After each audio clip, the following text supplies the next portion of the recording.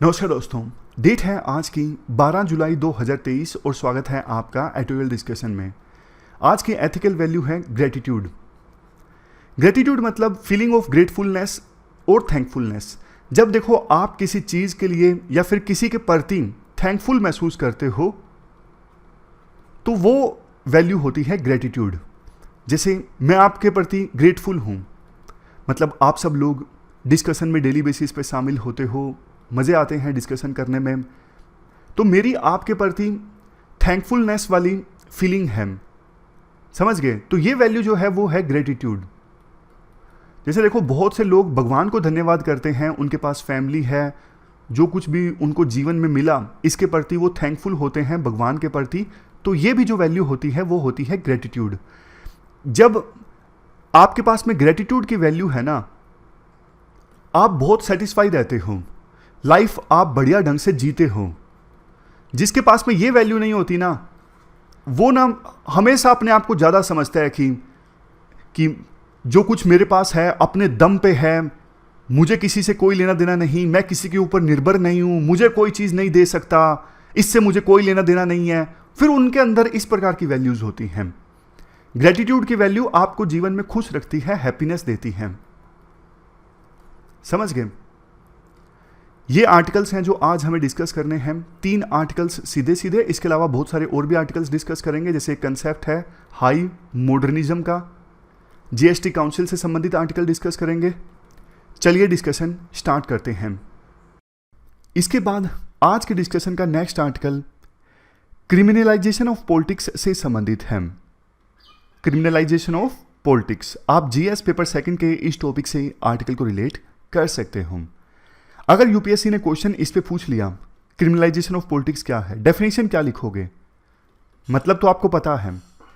Definition देखो, ये लिखोगे क्रिमिनल्स का पॉलिटिक्स में पार्टिसिपेट करना, इलेक्शन लड़ना और जीत जाना। ये 3 एलिमेंट्स आप लिखोगे। पॉलिटिक्स में पार्टिसिपेट करना, contesting the elections and winning the election. ये है क्रिमिनलाइजेशन ऑफ पॉलिटिक्स। हमारे देश में देखो टोटल आज के समय में 4001 एमएलएज हैं और इसमें से जानते हो 1777 यानी 1777 आउट ऑफ 4001 ये एमएलएज की संख्या है जिनके खिलाफ में क्रिमिनल केस हैं। और लोकसभा में 43% एमपीज ऐसे हैं जिनके खिलाफ क्रिमिनल केसेस चल रहे हैं। 2004 के अपेक्षाकृत ये आंकड़ा डबल हो चुका है। 2004 में तो सिर्फ 22% ही एमपी ऐसे थे जिनके खिलाफ क्रिमिनल केस पेंडिंग था। 22% भी एक बड़ा आंकड़ा है, लेकिन उसके कंपैरिजन में अब ये आंकड़ा डबल हो चुका है, 43%। अब देखो आप में से बहुत से लोग बोलेंगे, इवन बहुत सारे एक्सपर्ट्स बोलेंगे कि एमपीज और एमएलएस के खिलाफ ये केसेस है ना, बहुत सारे तो पॉलिटिकल मोटिवेटेड हैं, यानी रूलिंग पार्टी ने जानबूझ के अपोजिशन के जो एमपी एमएलए हैं उनके खिलाफ केस दर्ज करवा दिए ताकि उनको फंसाया जा सके, उनकी पॉलिटिक्स को नुकसान पहुंचाया जा सके। राइटर बोलते हैं देखो सबसे पहला पॉइंट तो ये है, कुछ केसेस में बेशक ऐसा हो सकता है, लेकिन ये भी बहुत ज़्यादा सिस्टम के लिए शर्म की बात है कि इस प्रकार से रूलिंग पार्टीज के द्वारा कानून का मिसयूज किया जाता है, अपनी पावर का मिसयूज किया जाता है। बट देखो थोड़े बहुत केसेस ऐसे हो सकते हैं, ज़्यादातर केसेस ऐसे हैं जिनमें एफआईआर दर्ज की गई बहुत सोच समझ के, ड्यू प्रोसेस को फॉलो करके, प्रॉपर इन्वेस्टिगेशन करके। और ऐसे केसेस हैं जिनमें चार्जशीट फाइल हो चुकी है कोर्ट में, पहली सुनवाई हो चुकी है, चार्जेस फ्रेम हो चुके हैं कोर्ट में। और देखो हम जो ये क्रिमिनल केसेस की बात कर रहे हैं ना, 28% एमएलएस के अगेंस्ट तो सीरियस क्रिमिनल केसेस पेंडिंग हैं।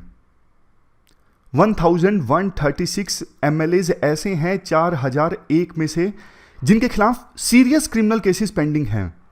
सीरियस क्रिमिनल केसेस मतलब जिसमें 5 या फिर उससे ज़्यादा सालों की सज़ा हो सकती है। ये कुछ और चुकाने वाला आंकड़ा है जो आप आंसर्स में इस्तेमाल कर सकते हो। 47 एमएलएज के अगेंस्ट मर्डर के चार्ज हैं, 181 एमएलएज के against attempt to murder, 114 MLAs के against crimes against women, 14 MLAs के अगेंस्ट रेप के चार्जेस हैं। दिल्ली में 53% एमएलएज ऐसे हैं जिनके खिलाफ सीरियस क्रिमिनल केसेस पेंडिंग है। बिहार में 59%, महाराष्ट्र में 39%, झारखंड में 39%, तेलंगाना में 39% और उत्तर प्रदेश में 38%।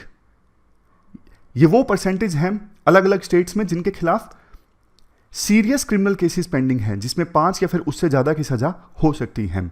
और देखो एक चीज़ यहाँ पे, 2002 से पहले ना पता ही नहीं लगता था किस एमएलए या फिर एमपी के अगेंस्ट कितने केसेस पेंडिंग हैं। ये तो भला हो सुप्रीम कोर्ट का, जिसने 2002 में एक वर्डिक्ट दिया, जबरदस्त वर्डिक्ट था, People's Union for Civil Liberties versus Union of India.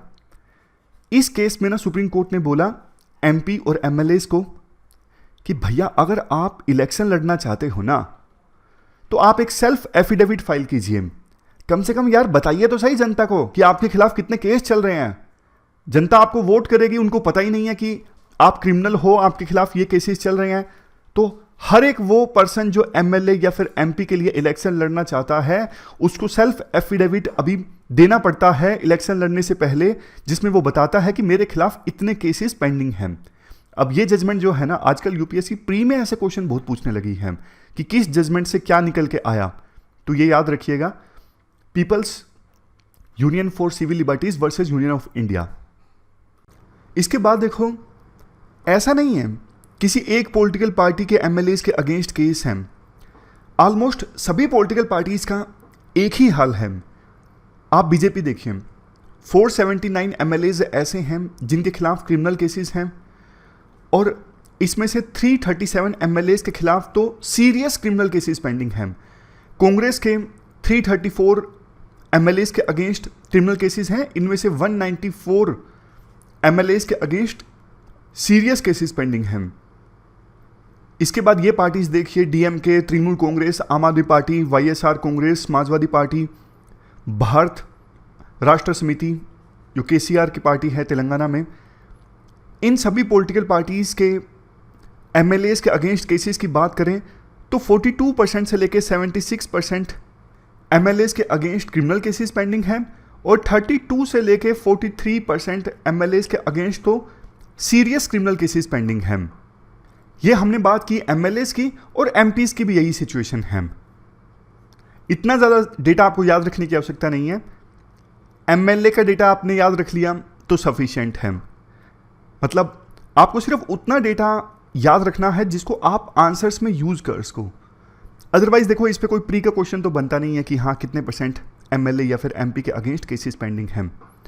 अब देखो एक पॉइंट राइटर ये बोलते हैं कि वो कैंडिडेट्स जो क्रिमिनल बैकग्राउंड से हैं ना, उनके जीतने के चांसेस ज़्यादा होते हैं इलेक्शन में। वो कैंडिडेट्स जो क्रिमिनल बैकग्राउंड से हैं उनके जीतने के चांसेस 15% से ज़्यादा, और क्लीन रिकॉर्ड वाले कैंडिडेट्स के जीतने की संभावना या फिर चांसेस 4.7%। डेटा के आधार पे ये नंबर पे पहुंची हैं राइटर। और किसी देश में ऐसा नहीं होता, सिर्फ हमारे देश में ऐसा है कि क्रिमिनल बैकग्राउंड वाले के जीतने की संभावना ज़्यादा। जेंडर रिप्रेजेंटेशन हमारे देश में काफ़ी लो है। टोटल जितनी इलेक्टेड एमएलएज है ना 4001, इसमें से सिर्फ 9% वुमेन हैं और ज़्यादातर एमएलए कॉलेज ग्रेजुएट्स या फिर इससे ज़्यादा हैं। ज़्यादातर का मतलब यहाँ पे 66% से ज़्यादा एमएलएज या तो कॉलेज ग्रेजुएट्स हैं या पोस्ट ग्रेजुएशन या फिर उससे भी ज़्यादा। एक एमएलए की एवरेज एसेट कितनी है? 13.63 करोड़। और वो एमएलए जिसके खिलाफ क्रिमिनल केस पेंडिंग है उसकी एवरेज एसेट कितनी है? 16.36 करोड़। और देखो कंपेयर करो देश की जनता से। देश में 75% जो इंडियंस है ना उनकी वेल्थ 8 लाख या फिर उससे कम है, और 98% जनता हमारे देश में ऐसी है जिसके पास में 80 लाख या फिर उससे कम की वेल्थ है। तो कंपैरिजन में आप देख लीजिए हमारे देश की जनता के पास कितनी वेल्थ है और कौन से कैंडिडेट्स जीत के आ रहे हैं। आपस में दोनों चीज़ें मेल नहीं खाती।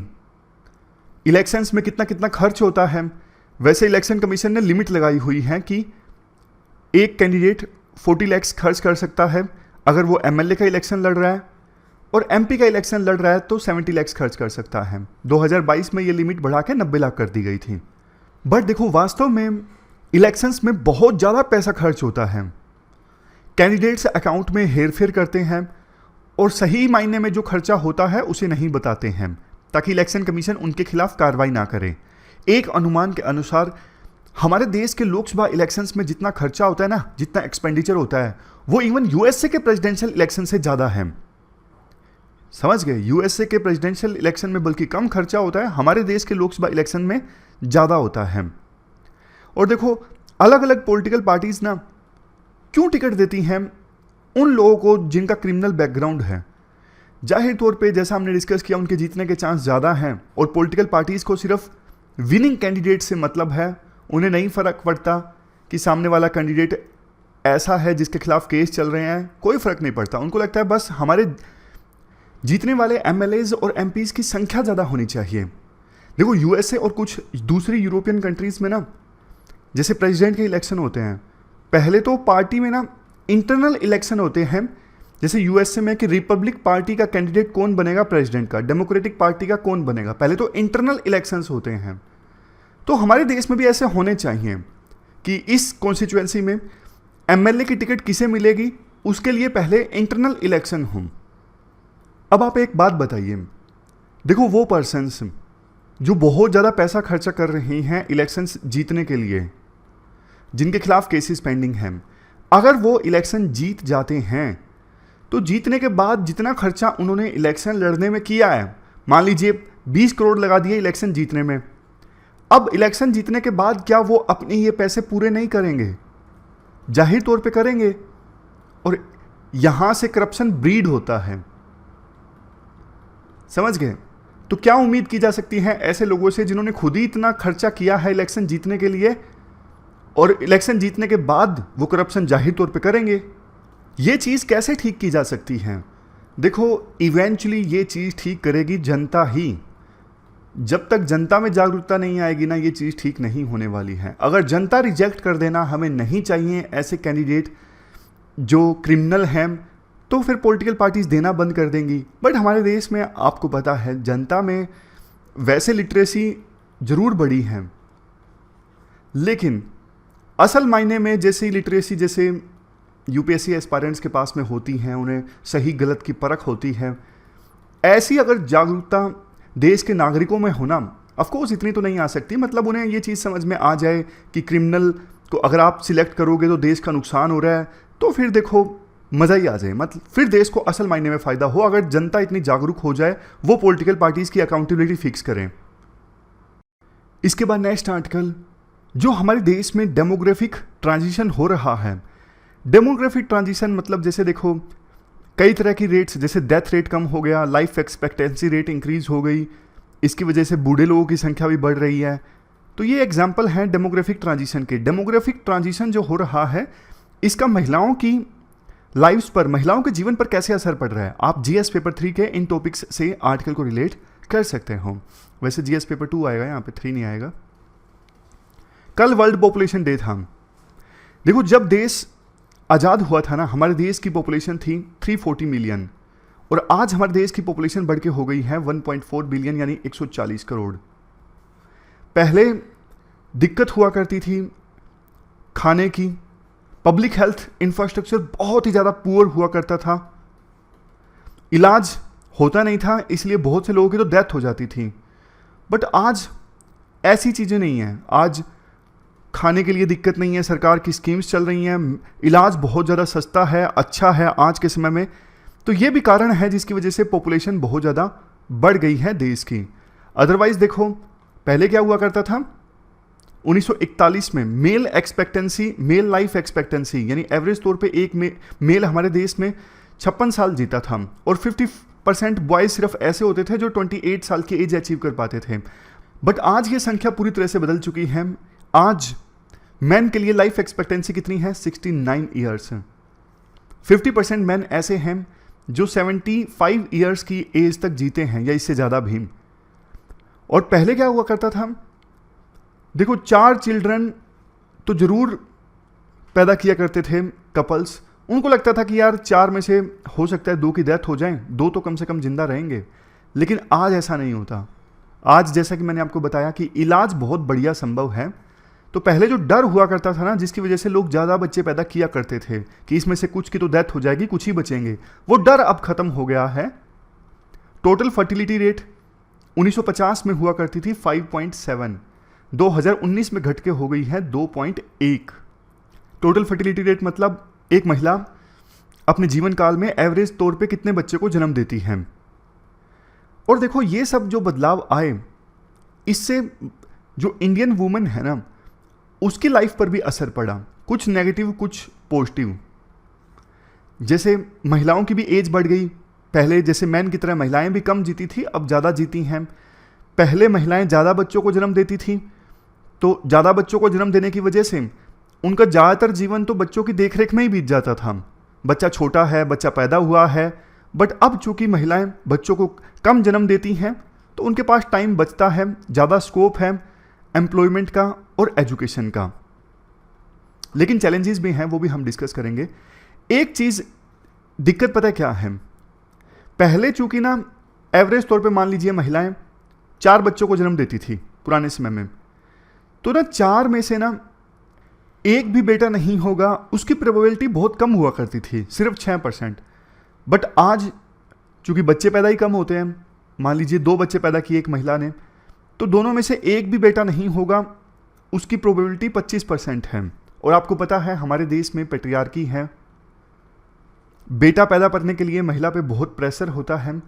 सोच ये है कि बेटा ही वंश को आगे बढ़ाएगा, बेटी तो पराया धन है, बेटी तो दूसरे के घर में चली जाएगी, बेटे के हाथ में ही प्रॉपर्टी आएगी, अगर बेटी के हाथ में प्रॉपर्टी आई तो वो तो किसी दूसरे के पास में चली जाएगी, बेटा ही बुढ़ापे में हमारा ख्याल रखेगा।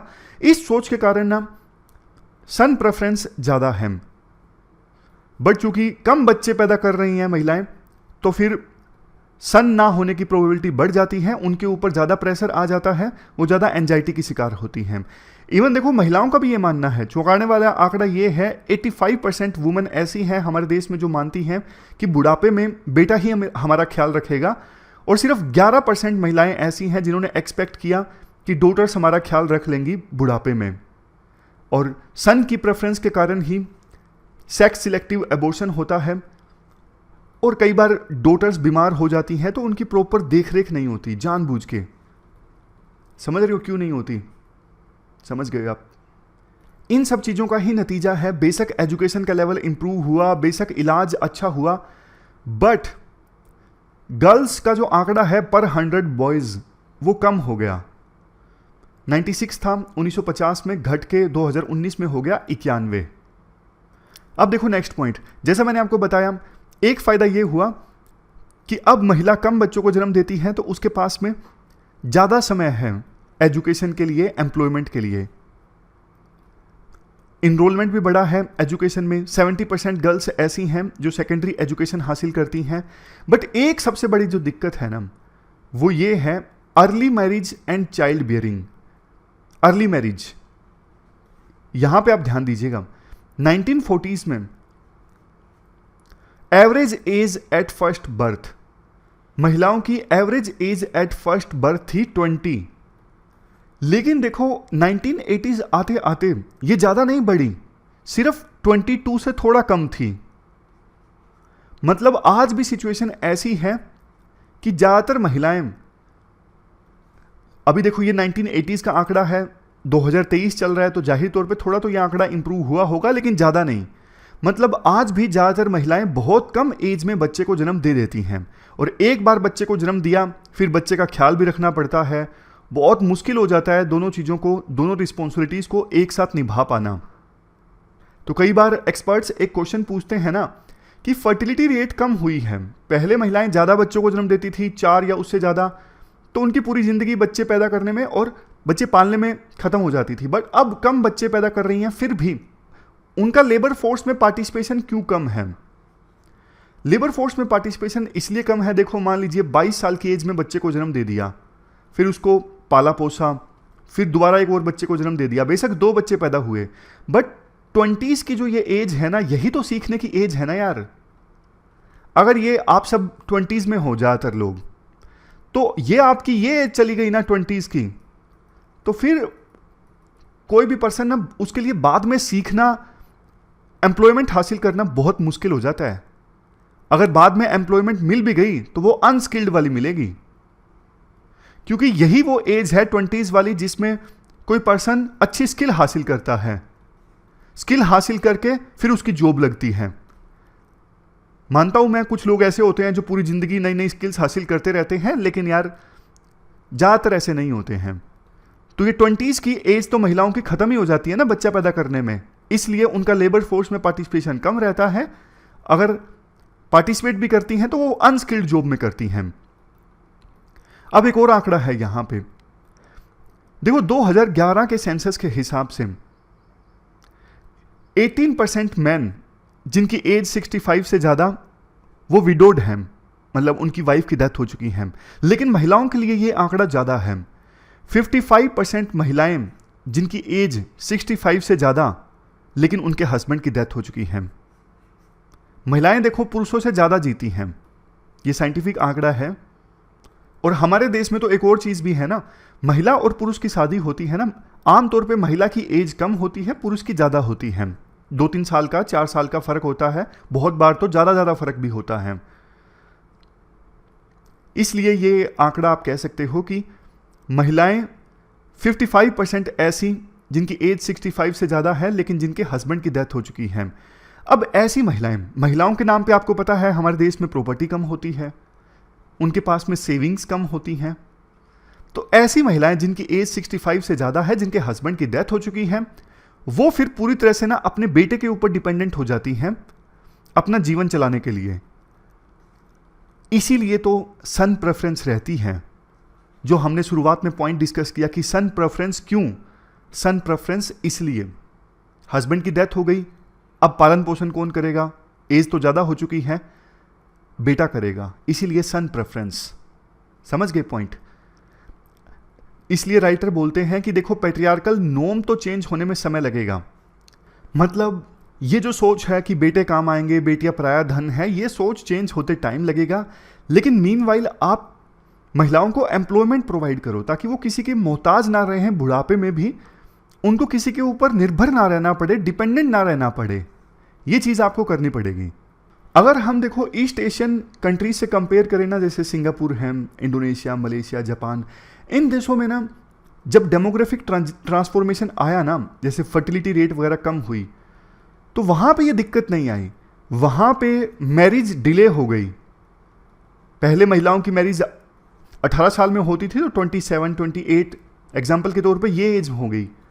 बच्चा भी जाहिर तौर पे लेट पैदा हुआ, तो उनके पास ना बहुत समय मिल गया एम्प्लॉयमेंट हासिल करने का, स्किल हासिल करने का, उनका लेबर फोर्स में पार्टिसिपेशन बढ़ा। बट भारतीय महिलाओं को ना अभी तक इस चीज का फायदा नहीं मिला। क्यों? क्योंकि जल्दी शादी होना, जल्दी बच्चा पैदा करना। लास्ट में राइटर इस चीज का सॉल्यूशन भी बताते हैं। सॉल्यूशन क्या है? ज्यादा से ज्यादा आप क्रैच इस्टेब्लिश करो। क्रैच देखो वो स्थान होता है जहां पे छोटे बच्चों की केयर की जाती है। जब उनके पेरेंट्स काम पर गए हों या फिर शॉपिंग पे या फिर किसी दूसरे काम गए हो ना, तो मीनवाइल क्रैच में उनके बच्चों की देखभाल की जाती है, ध्यान रखा जाता है। तो हमारे देश में जितने ज़्यादा क्रैच इस्टेब्लिश होंगे ना उतना अच्छा है। और इनोवेटिव सॉल्यूशन ये है, नरेगा में जो वर्कर्स हैं ना, उनको सरकार 100 दिन का काम देती है, मान लीजिए कम से कम 1 साल में। अभी उनका इस्तेमाल किया जाता है फिजिकल इंफ्रास्ट्रक्चर इस्टेब्लिश करने के लिए, जैसे रोड बनवा लिया, पेड़ लगवा लिए, खड्डा खुदवा लिया। लेकिन मनरेगा वर्कर्स का इस्तेमाल करे सरकार क्रैच के स्टाफ की हेल्प के लिए। क्रैच में जो स्टाफ है ना, उनकी हेल्प के लिए मनरेगा वर्कर्स को इस्तेमाल करे। अब दूसरा है सेल्फ हेल्प ग्रुप वाली जो मूवमेंट है ना, जिसमें महिलाएं एक ग्रुप बनाती हैं, आपस में लोन देती हैं एक दूसरे को। इस मूवमेंट की सहायता से भी क्रैच इस्टेब्लिश किए जा सकते हैं। एग्जाम्पल के तौर पे 10 महिलाएं हैं, 10 महिलाओं ने मिलकर एक सेल्फ हेल्प ग्रुप बना लिया कि हम बच्चे की केयर करेंगे। तो क्या होगा, अब एक दिन की छुट्टी तो हर कोई लेता है, जैसे तो 9 महिलाएं काम पे गई है ना, तो एक महिला की मान लीजिए छुट्टी है, तो वो महिला बाकी बच्चों को संभाल लेगी क्रैच में, जो लोकल एरिया में इस्टेब्लिश होगा। फिर दूसरी महिला की बारी आ जाएगी, वो बाकी 9 महिलाओं के बच्चे को संभाल लेगी। इस प्रकार से ये सेल्फ हेल्प ग्रुप वाली जो मूवमेंट है ना, ये भी क्रैच में बच्चों के केयर में बहुत बड़ी रोल प्ले कर सकती है।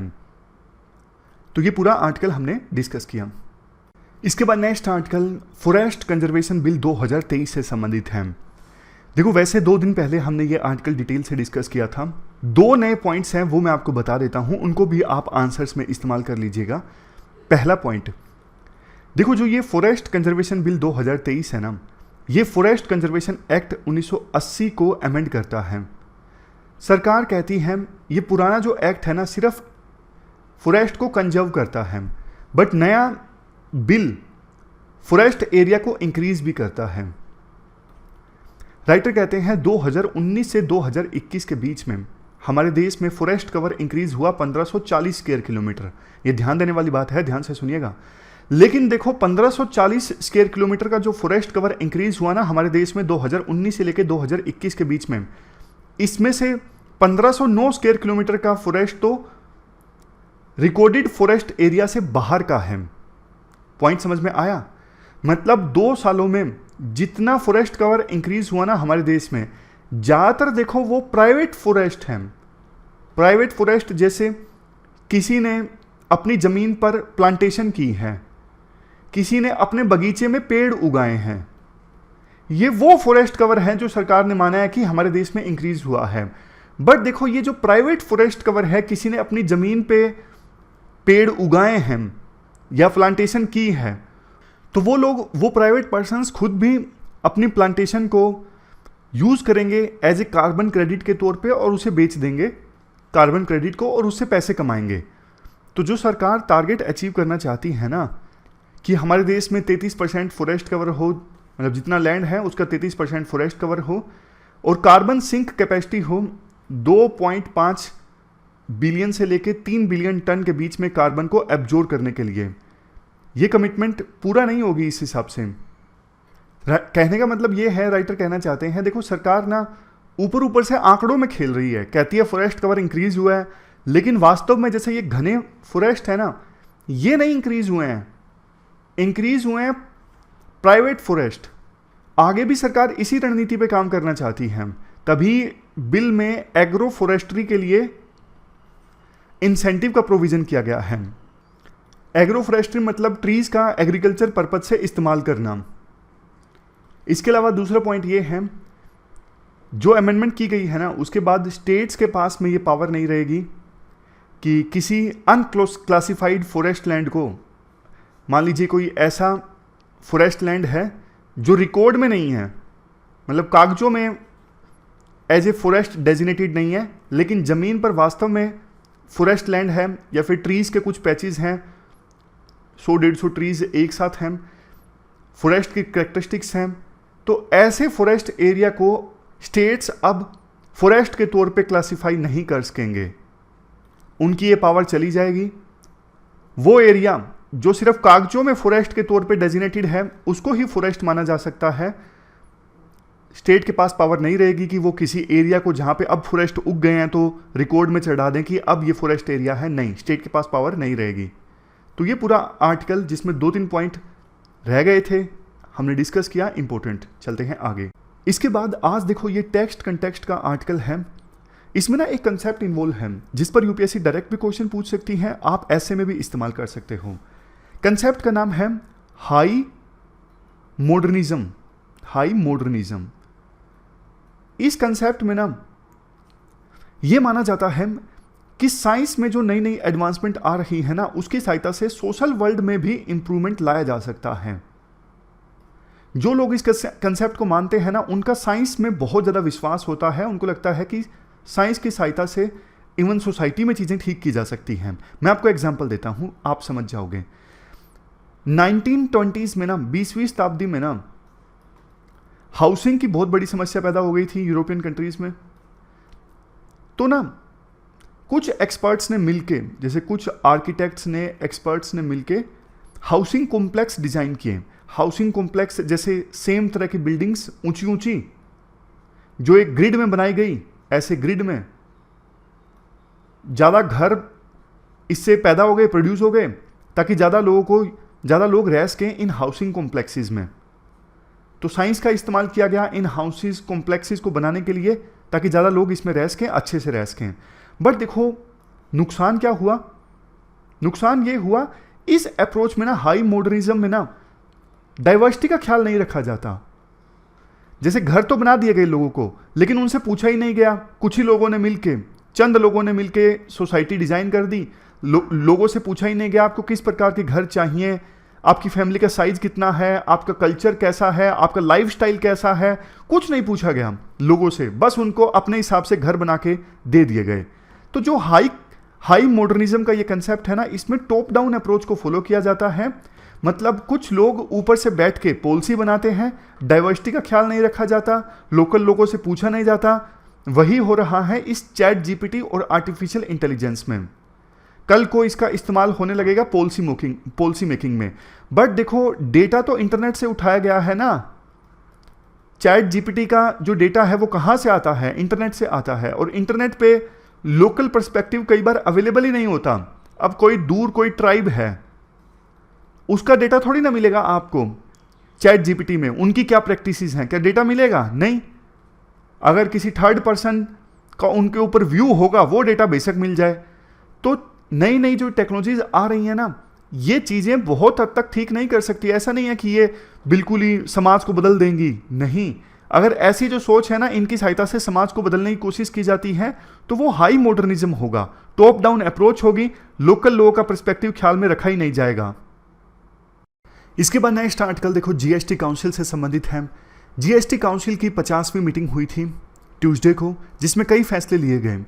जीएसटी काउंसिल जिसमें देखो 1/3 वोट सेंटर के रहते हैं, 2/3 वोट स्टेट्स के रहते हैं। सारे जीएसटी संबंधित फैसले जो हैं वो जीएसटी काउंसिल के द्वारा लिए जाते हैं। हाल ही में जो मीटिंग हुई, इसमें ये फैसले लिए गए कि जो ऑनलाइन गेमिंग वाली ऐप्स है ना, जैसे ड्रीम 11 वगैरह है, कोई भी ऐप हो ऑनलाइन गेमिंग वाली जिसमें स्किल इन्वॉल्व हो या फिर नहीं हो, चाहे वो स्किल के बेस पे हो या फिर चांस के बेस पे हो। चांस मतलब किस्मत वाला, जैसे आपने लूडो में कोई आपने जो डाइस है वो फेंका, अब ये आपकी किस्मत है, उसमें क्या आएगा। ऐसी गेम्स जिसमें जो किस्मत डिपेंडेंट है, चांस डिपेंडेंट है, और ऐसी गेम जिसमें आपके पास स्किल होती है और उससे आप ज़्यादा अच्छा स्कोर करते हो। किसी भी प्रकार की ऐप हो, उसमें जो भी पैसा आप जीतोगे ना, 28% जीएसटी लगेगा। पहले एक डिबेट चल रही थी कि ऐसी गेम्स को छोड़ दिया जाए जिसमें स्किल इन्वॉल्व है, लेकिन सरकार ने बोल दिया नहीं, कोई भी गेम हो, चाहे चांस वाली हो या फिर स्किल वाली हो, सब पे 28% जीएसटी लगेगा अगर कोई पर्सन पैसा जीतता है तो। कुछ चीज़ों पर जीएसटी काउंसिल के द्वारा जीएसटी को क्लैरिफाई किया गया, कुछ चीज़ों पे रिड्यूस भी कर दिया गया। जैसे बिना कुक्ड, बिना फ्राइड जो स्नैक पैलेट्स होते हैं, उन पे जीएसटी कम कर दिया गया। एसयूवी यानी स्पेशल यूटिलिटी व्हीकल्स, इन पे। इसके अलावा कुछ जो इंपोर्टेड ड्रग्स जिनका इस्तेमाल होता है कैंसर को ट्रीट करने के लिए या फिर रेयर डिजीज़ को ट्रीट करने के लिए, इन पर जीएसटी को एग्जेम्प्ट कर दिया। आपको याद होगा 6 साल जब पूरे हुए थे जीएसटी को, हमने आर्टिकल डिस्कस किया था जिसमें बोला गया था, एक क्रिटिसिज्म था कि अभी तक डिस्प्यूट सेटलमेंट मैकेनिज्म नहीं आया है। तो काउंसिल ने डिसाइड किया कि 50 बेंचेस जो हैं वो इस्टाब्लिश की जाएंगी जीएसटी एपीलेट ट्रिब्यूनल की देश में, वहाँ पर जहाँ पे किसी राज्य की कैपिटल है या फिर हाई कोर्ट है वहाँ पर। अब देखो लास्ट में समरी के माध्यम से रिवाइज कर लेते हैं। वुमेन वाला आर्टिकल हमने डिस्कस किया, इंट्रोडक्शन में डिस्कस किया कि हमारे देश में डेमोग्राफी जो है वो चेंज हो रही है। पहले जनसंख्या कम थी, अब बढ़ी है, इलाज बढ़िया हुआ है, फैसिलिटीज़ ज़्यादा हैं, खाना उपलब्ध है। लेकिन देखो महिलाओं पे बर्डन इंक्रीज़ हुआ है जेंडर प्रेफरेंस के कारण। सन को प्रेफरेंस दी जाती है। पहले क्या होता था, ज़्यादा बच्चे पैदा होते थे तो एक बेटा तो होने की प्रोबेबिलिटी ज़्यादा हुआ करती थी। अब कम बच्चे हैं तो बेटा होने की प्रोबेबिलिटी कम, तो इसलिए सेक्स सिलेक्टिव एबॉर्शन, बेटियाँ बीमार हो गई तो उनका ख्याल ना रखना, ये चीज़ें ज़्यादा होती हैं। फिर हमने बात की थी चेंज इन मदरहुड एजुकेशन। अब चूँकि कम बच्चे पैदा होते हैं, महिलाओं के पास ज़्यादा टाइम है पढ़ने के लिए, पढ़ाई तो उनकी इंक्रीज़ हुई है बट एम्प्लॉयमेंट में कन्वर्ट नहीं हुई है। क्यों? क्योंकि जल्दी एज में बच्चा पैदा कर देना, इससे उनके जो क्रूशियल ईयर हैं वो ख़त्म हो जाते हैं। फिर लास्ट में वो भी हमने ओल्डर वुमेन वाला पॉइंट डिस्कस किया था कि ज़्यादा महिलाएं ऐसी होती हैं जिनकी एज 65 से ज़्यादा, बट जिनके हस्बैंड की डेथ है, तो ऐसी महिलाएं सन के ऊपर डिपेंडेंट, इसलिए सन की प्रेफरेंस ज़्यादा। तो जेंडर डिसएडवांटेज को तोड़ना है। कैसे तोड़ा जा सकता है? पैट्रियार्की तो चेंज होते समय लगेगा। अभी क्या कर सकते हैं, उनको एम्प्लॉयमेंट और एसेट प्रोवाइड किया जा सकता है। और एम्प्लॉयमेंट प्रोवाइड कर दिया तो उनके बच्चे की देखभाल के लिए प्रोविजन किया जा सकता है, जैसे क्रच की स्कीम। मनरेगा वर्कर्स को ट्रेन किया जा सकता है बच्चों को ख्याल रखने के लिए। इसके साथ साथ सेल्फ हेल्प ग्रुप मूवमेंट का भी सहारा लिया जा सकता है। तो ये पूरा आर्टिकल हमने डिस्कस किया। पॉपुलेशन वाला आर्टिकल हमने डिस्कस किया कि एमएलएज बहुत ज़्यादा, मतलब बहुत सारे एमएलएज एमपीज ऐसे हैं जिनके खिलाफ सीरियस केसेस पेंडिंग हैं। डेटा डिस्कस किया, 28% एमएलएज तो ऐसे हैं जिनके खिलाफ सीरियस क्रिमिनल केसेस पेंडिंग हैं, जिनमें 5 या फिर 5 से अधिक साल की सजा हो सकती है। बहुत सारा डेटा हमने डिस्कस किया था। लगभग सभी पॉलिटिकल पार्टीज में ये केसेस पेंडिंग है, एक पॉलिटिकल पार्टी की बात नहीं है। लोकसभा में जो एमपीज हैं वहाँ भी केसेस पेंडिंग है। फिर वेल्थ वाला पॉइंट हमने डिस्कस किया कि क्रिमिनल बैकग्राउंड के जो लोग हैं जो जीत के आते हैं उनके पास पैसा ज़्यादा होता है, इलेक्शन में बहुत खर्चा होता है, लेकिन आम जनता के पास पैसा बहुत कम है। कम महिलाएं हैं अभी लोकसभा में और विधानसभा में भी, तो अच्छे लोगों को टिकट देने की आवश्यकता है।